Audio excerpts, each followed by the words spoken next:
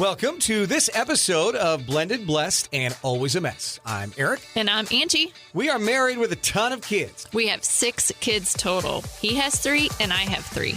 My name's Hallie and I love riding horses. I'm Lexi and I love agriculture. My name's Carter and I love eating. My name's Chase and I love lifting weights. My name's Summer and I love spending my parents' money. I'm Dane and I love baseball.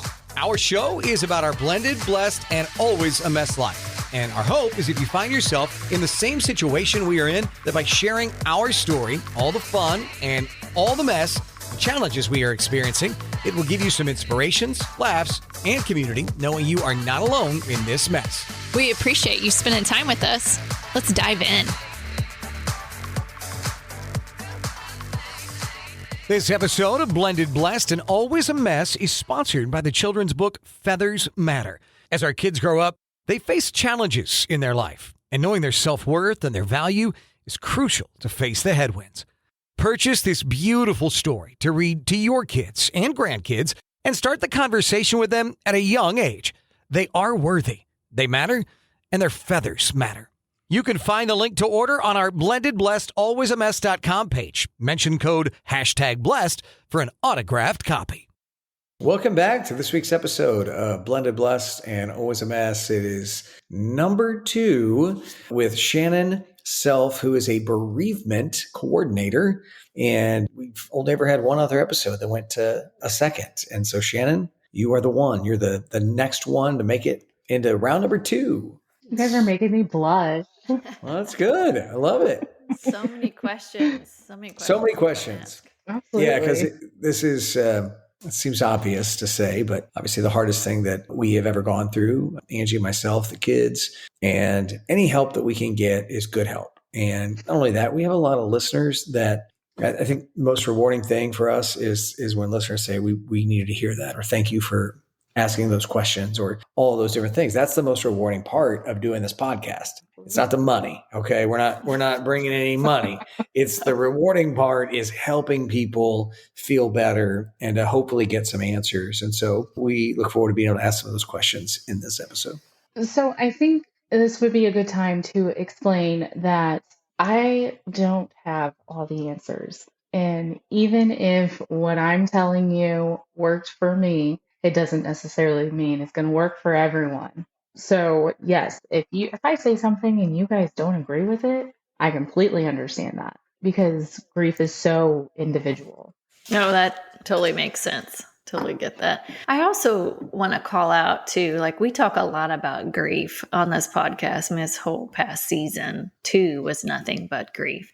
But like people grieve divorces, they grieve friendships, they grieve disappointments. Now, it might not be to the level of losing a loved one, but like everything that we're talking about applies to any hardships that you're going through. So Absolutely. I just wanted to call that out too. I'm sure you can relate to that as well.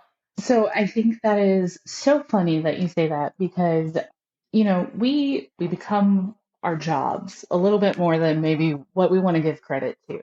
So much so that my husband and I will be watching a movie and I will say complicated grief, so much to the point where he will watch it. Now he's calling it out even before I see it. And I'm like, hey, yeah, absolutely. That is complicated grief. And if I were Your there, husband's a good listener. Like going back to last week, your husband's a good listener. Absolutely. He pays attention. I was shocked that he knew, some of the answers to the questions you guys sent me. I was like, man, you are really listening, and he goes, we kind of went over the questions, and he's like, if you need to, you can use me as an example. I was like, oh, trust me, I will. Oh my God. That's great. That's great. Yeah. Well, I mentioned that around grieving, and I'm going off script here, but I mentioned that about grieving divorce and job loss, whatever that looks like, because for that particular person, like that's extremely difficult to navigate. But then what happens sometimes is then there's this like comparison grief of like, oh, maybe I shouldn't have shared that hardship with you because it doesn't even compare to you losing Hallie. And it's like, but that's not fair to yourself either, because you are going through challenging times. And for you, this is the worst possible thing you're going through. So I also cringe when people dismiss what they're going through because maybe it's not as bad as what someone else is going through. Mhm. So I don't know if you've seen that as well, of like this comparison of my grief's worse than. Now it's different than, comparing it to a dog, right? Right. Like from Absolutely. last week. But this is where people then feel like they can't maybe share their challenges with me because it's not as bad. It's like, well, I want to be there for them too, Right. And so with those situations, I think it is important to let people know I can talk about what I'm going through. And then whenever I'm done processing and sharing what I'm going through, it will help me feel comfortable if you share something difficult that you're going through. And just knowing that you have that right to say what will help you in any conversation is something that's very important. We don't like to stand up for what we want or what we need even, but you have got to because no one else is going to. Yeah.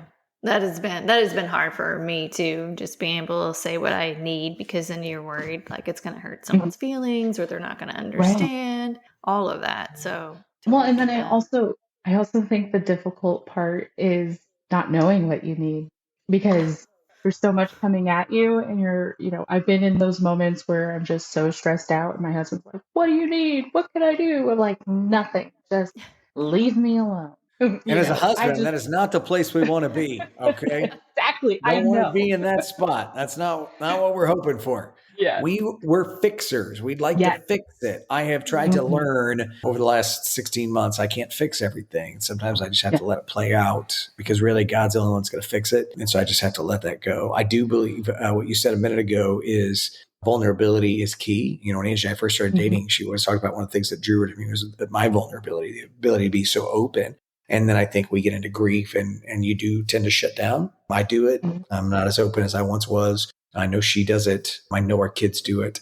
And so to have that vulnerability with each other is really key. And it's hard, but that's a place that we've got to be able to go with each other and know that we go back to then from last week, grace, right? It's like be vulnerable, be graceful, and there's somewhere in between to find those things. Yeah. So I think the important thing to remember, Aric, is that sometimes Angie doesn't need fix and sometimes she just needs comfort. And so my husband, he is the type of person where he will hear something and he will come and tell me and he's like, "I want to try this." I'm like, "Okay." So the one thing that he listened to, I want to say it was like Joe Rogan's podcast. And great podcast. He said, "Before my wife ever starts a story, I ask her, do you want me to fix it? Or do you want me to just support you?" Because sometimes women just like to vent and we like to hear, "Oh, baby, that's terrible. I understand what you're going through and I'm here for you, blah, blah, blah." All those things. So much to the point that now, before I come home and start any story, I say, "You just need to listen. I don't want any suggestions. I don't want any solutions. Just listen." Shannon, I think that's great. That's helped so many fights. I would prefer that. I'm not a mind reader. I would prefer the clarity before it begins. Yes. Hey, I just need you to listen. I don't want you to fix it. That would solve so many things because my instant reaction is I have to fix this. Like what can I do to make this better? But also, can I say this though? I want to add this. Ladies, if you're listening and you have a man that immediately knows and doesn't want to fix it, he actually probably doesn't really care about you because we're too stupid to know that we shouldn't try to fix it. Okay. He actually just wasn't going to listen to begin with. We're not that smart. We can't be like, "Oh, I need to not fix this." We're not wired that way when we really care. When we really care, we're going to try to fix it. Yes. Is that fair? Thank you. All right. But I'm going to challenge your thinking, Aric, because it is not all Angie's responsibility to remember to tell you what she needs. Because in that story, I told my husband, "You start asking, and then it will become a routine for me." Great. Yeah, that's a good point. That's great feedback. Doesn't sound like you Wonderful. thought it was that Next great. question. Ange, what's the next question that we have on the list? What right. question do we have for the moms today? So I will say for this particular episode, I did reach out to some moms that have lost their kiddos, asking them like, hey, if you had a question that you wanted to ask for a bereavement counselor, what would it be? And so that's kind of our next little round of questions. I think after you've been in the grieving process for a while, it's like you struggle with sort of getting back into the normal everyday, and you feel like you're an outsider because small talk, it seems pointless because you're like, why do I don't care about like what's happening in this other country, or I don't care what you had for lunch today, whatever that small talk is, because it's like nothing matters because you've lost your child. So I think there's a huge struggle that I don't think people talk about either, is like after this time passes where you got to get back into the routine, and it's like kicking and screaming because you know it's coming. You know you got to get back to the real life. How do you re-engage when you feel like, for one, you feel like people are tiptoeing around you? They don't know how to interact with you. They don't know what you want to talk about. They look at you with empathy, sadness, and it's just like, ugh, it's so hard to get back into life. Mm-hmm. And I think that is a huge thing with anybody, going through any challenges is, how am I going to continue to do this? And the truth of it is, you're never going to get back to normal. Mm-hmm. You are never going to be the same person that you were before you lost the person who meant so much to you. And as soon as you drop that goal of how do I get back to who I was and start embracing that this is going to be different and it is going to change you, and that's not necessarily a bad thing, that's when you take control of your grief. And that's when the beautiful thing of growing in your grief and learning about yourself and learning how to navigate all of those emotions that you're feeling in a positive manner is beautiful to see. I'm sure you guys have seen it in each other. And I encourage people to, again, know that you have a right to say what you need. Now, let me say, I'm not saying go out somewhere and if someone starts talking about how their day is, be like, I don't want to hear this, and then just walk away. Right. There's still manners, still be a decent human being, but know that if you do go somewhere and you're just not feeling it and you are just like dreading it, and it's okay for you to leave and to go home. It's okay if you are not ready yet, but continue to try, because that's the only way you're going to know when you are ready. Listening to your body cues. I used to do drama in high school. And before I would go on stage or do speech tournaments, my stomach would get upset and my palms would be sweaty. And, this is my first time on a podcast. And I was like, you know what? I'm feeling pretty good. And I'm not as nervous as I was back then. That's a way that I was able to grow in my life experiences. I'm still very nervous, but I don't have as many physical symptoms of being nervous. So it's kind of like an example of something other than grief that you can kind of, manage your way through. Oh, that makes sense. Trial and error for sure. Oh my gosh. How do you, a lot of it. So yeah.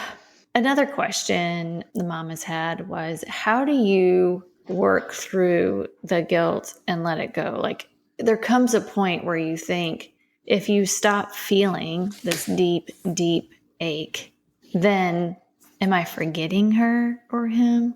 And am I ever going to really enjoy anything to the fullest again? And that in itself is a grieving process too. Like you grieve who you were. You don't know who in the hell you're going to be because it's just this messiness. But how do you talk to the people that you're helping when they're afraid that if they're not sad or crying, that means that they're over grieving, and then what? You know what I mean? Right. So I feel like those are kind of two separate questions. So at first, I'm going to kind of talk about that guilt feeling. Mm-hmm. So again, we are our worst critics. And I'm going to say another one, and hindsight is 2020. So in any moment, I have the firm belief that any human being is doing the best that they can with the information that they have. So I'll put this in terms that you guys might understand. If you knew that Hallie was going to pass on the day that she was going to pass, of course you would look back and say, I should have done this. I could have stopped this. I should have spent all my time with her, because you have that information now. You didn't have that information years ago when you decided not to go and see her. So of course you can always look back and say, what ifs? It's human nature to do that. And it's so much easier for me to be like, don't do it anymore, because you're going to do it. But just know, just challenge that guilty feeling with, you know what? I did the best that I could do with the information I had, and that's okay. And if it's something, maybe it's something a little bit more major than that, maybe you had a fight or something like that. There are ways to learn not to make that mistake again. Again, the saying, history always repeats itself. That's a way for you to improve in those moments. The other thing is, a lot of times with a death that isn't anticipated, there's a lot of things left unsaid. There's a lot of things that can be unresolved, but you can work to resolve them. It's not going to be the same as going to someone and saying, I'm sorry for what I did to you, and having them accept that apology. But you can still do the physicality of writing them a letter and then ripping it up or burning it or sending it up in a balloon, because you're doing on your part what you need to do in order to ask for that forgiveness. Even though you don't have that validation that it was accepted, you're still processing through those emotions. And I always challenge that you never let go of feelings, you never get over any feelings that you're feeling. But when you find ways to be able to express it in a healthy manner and acknowledge it, and acknowledge that it's okay that you're feeling that way, then that's what you need to do. So I'll give you another example. Me being the youngest of 4 daughters, there was at one point while my mom was on hospice that we were going through pictures, and my oldest sister had so many more years with not only my mother, but my healthy mother. That's tough. And yeah, and I was just like, I am jealous of the time that you got to spend with our mom. And I had to get up, I had to leave. And my sister followed me out, my oldest sister, and she said, what's going on? And I explained it to her, and she's like, well, what do I need to do? And I said, nothing. I said, this is just something that I need to have my moment. I need to acknowledge that this is what I'm feeling. I need to acknowledge that neither of us have any control over it, but it's still how I'm feeling. And, I was able to pretty quickly process through that, and it hasn't come back, thank goodness. But, those are the things that we have to do. We have to face the ickiness, and we don't want to. Nobody wants to. No. Hallie, I always feel like I can hear her say, like, Mom, you did the best that you can. I'm okay. It was interesting when you were talking about that, of like, you do the best you can with the knowledge that you have. And I noticed the light started flickering right away. I do feel like I can hear her say that because Mom, we didn't. Mom. Yeah. Mom. Mommy. Mommy. Yeah, that's what she would say a lot. But like, we left things, it could not have been a better weekend, the weekend that we lost her, as far as like everybody's memories with her and last things she said to me in person and via Snap, because we were snapping back and forth right when it happened. And so there's not that part of it for us, but there's the piece of worrying about the relationship that she was in and feeling like it was not going to be good. So, there's that part of guilt of like, God, I knew in my gut in my core that this was not a healthy relationship. And so I always wrestle with that part of it. And I've worked through a lot of that because I do know and believe she's in a better place. And so it's almost like Right. I'm jealous of her. She got out of here, in some ways, but it's always a mess up there, right? In our heads of what we're thinking about. And mine wasn't that it was a bad conversation. It was just how good it had been and how hard as a bonus parent it was to get to a place like that. And the week before she passed, she took care of me for a couple of days after I had surgery. We had several conversations about a lot of deep things. I mean, things I haven't talked to other people about. I mean, it was more of an anger for a long time, how good it was getting, how good it could be, like how close it could be for the rest of my life. Right. And so there are those different places that you go. And yeah, I think Angie and I are both happy that it was both in such a good place. Right. But where she's going, what could I have done? I was like, why couldn't there be more? And I think a lot of moms that lost kids go through that. Like, what if we did this or didn't do this, or, all the things. And And I think one of the important things to acknowledge is that grief isn't just missing that person.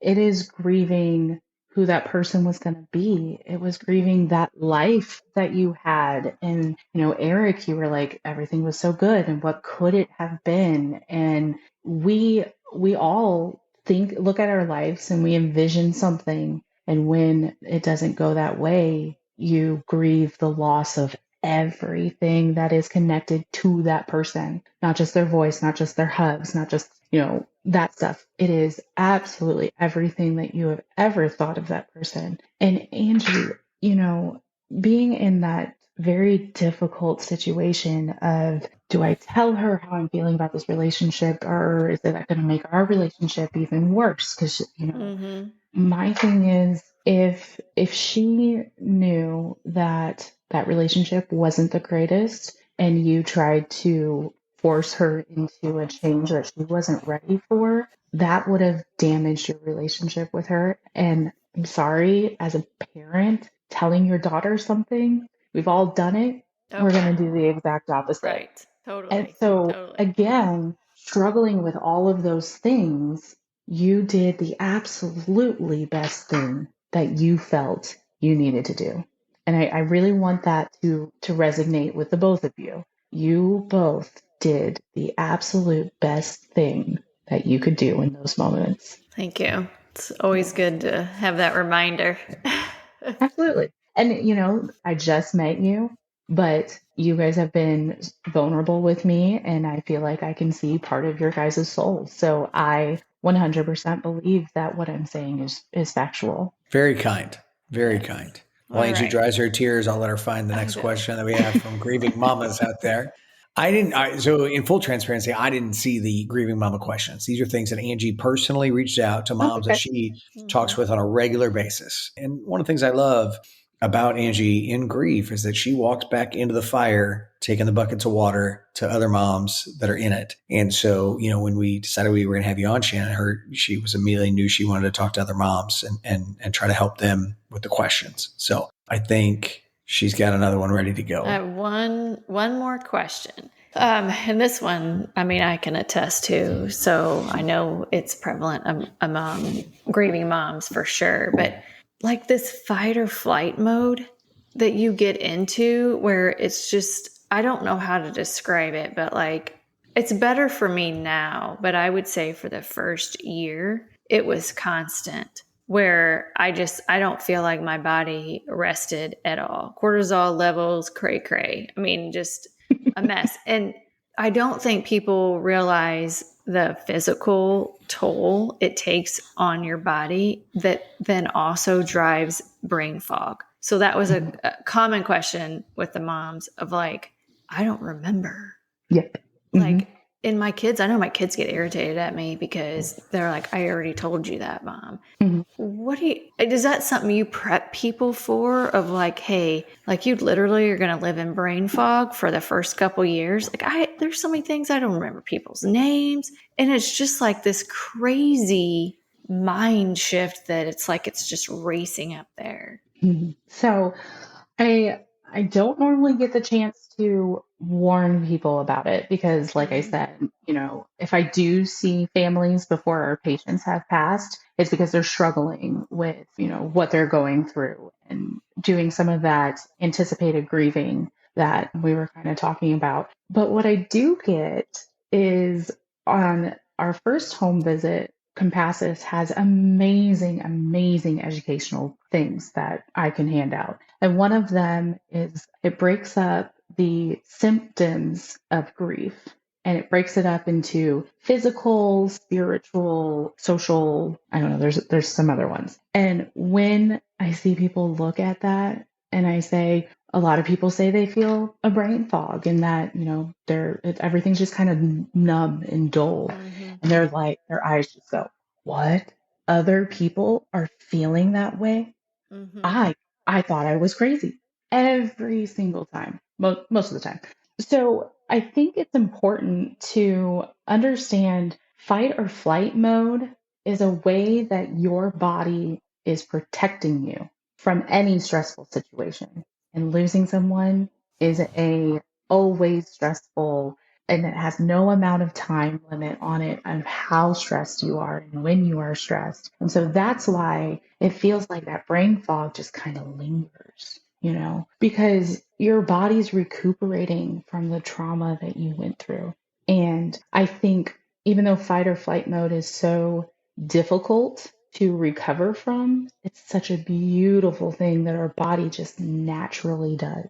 Because if you had to process every single thing that happened, even from the time that you guys got that call that Hallie was in the hospital all the way to now, if you had to process through all that at one time, process through the emotions that you're going through, process through the things that you are feeling, all the senses, all everybody coming up to you and everything that was said, I can't imagine.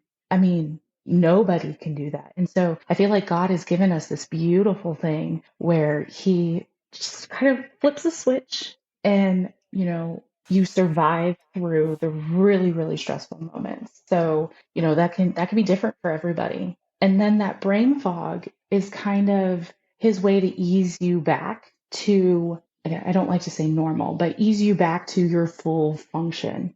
And he kind of sprinkles some things in. And one thing that can be very helpful, even though, again, we don't like to do it, we don't like to go back to that place when someone has left, but going back to that place with other people who have experienced it can help with your memories. And, you guys can create the story and the memories that happened by sharing it with each other.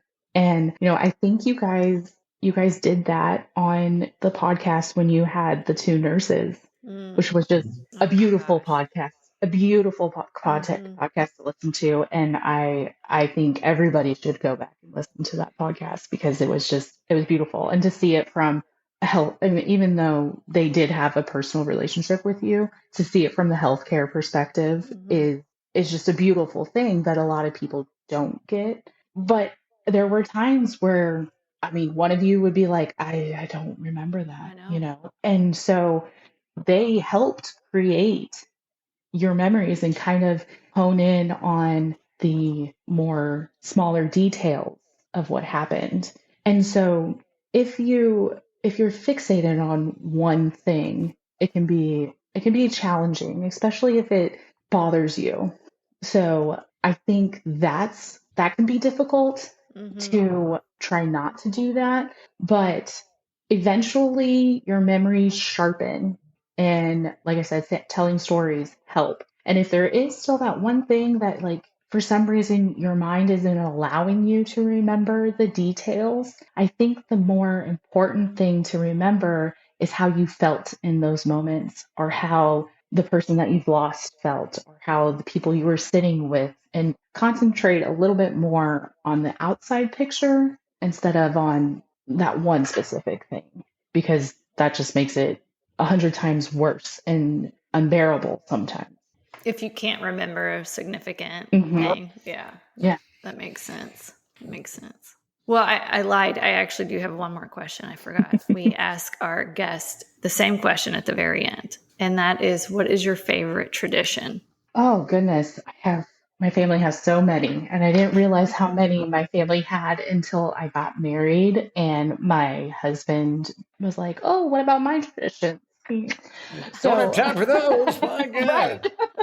We are married. This is about compromise, all right? I have an opinion. You have opinion. We're going to go with my opinion. That's how compromise works in marriage. Yes, I love it. Oh man, my favorite tradition. Because like I said, there's just so many. But one that I would not budge on is every Christmas Eve, we open one gift. And it is always the exact same thing. It is pajamas. And we all sleep in them and we watch It's a Wonderful Life because I think my dad thought it was the best Christmas movie. And now, of course, I think it's the best Christmas movie. And every time a bell rings. Absolutely. Angel gets its wings. So yeah, that's my favorite one. Santa brings us slippers and he leaves them on the outside of our door. And every year? That Santa guy knows. Every year he does. And I think being older now, I think that part of the reason why that's my favorite tradition is because it just showed how much my parents loved us and created that Christmas magic. Because now I'm having to do it with any kid that I have in my home. So I think that's why it's something that I just want to continue to do. That's awesome. I love it. That's great. Aric, you missed it when we first started chatting before we started the podcast last week. I asked Shannon if she had any kiddos, and she said that she doesn't right now because they're foster parents. So it kind of comes and goes. So that's also beautiful that you do that and give that safety to kids that need it. Yeah. I also really appreciate the clarification so our listeners aren't like, what kind of kids are coming in and out of the house at Christmas? This is just weird. kick him out every once in a while. What is happening right now? So the clarification is helpful. Yeah. Well, Shannon, thank you so much for everything and all the questions that you answered over the last couple of weeks. I know that so many folks listening are just thrilled to hopefully get some help, right? I mean, that's why we're all doing what we do. It's why you being a bereavement coordinator is so impactful and powerful for so many people, is that it does make a difference. And that's all we're trying to do too. And so for you to be able to help us with that, we really appreciate you. We are grateful for your time and hope that you and your family have an absolutely wonderful week. Yeah. And I just want to say thank you guys for having me. If more questions come up, if you just need to call me and I'll give you my answer and you can respond. You know, I love being able to help people. And I think what you guys are doing is just amazing. And I want to support it however I can. So, again, if you want to give me another rose and come back in a couple of weeks, I'm okay with that. You'll be the go-to rose getter. All right. How about that? I'm fine with that. Yeah. Love it. Thank you so much. Thanks, guys. Thank you. Thank you to everybody for listening the last couple of weeks. We hope that you have an absolutely fantastic week, and God bless. Thank you for listening to Blended Blessed and Always a Mess. Follow us on Facebook, Instagram, and at blendedblessedalwaysamess.com. Reach out to us on any of our social channels. We would love to hear from you. Have a great week.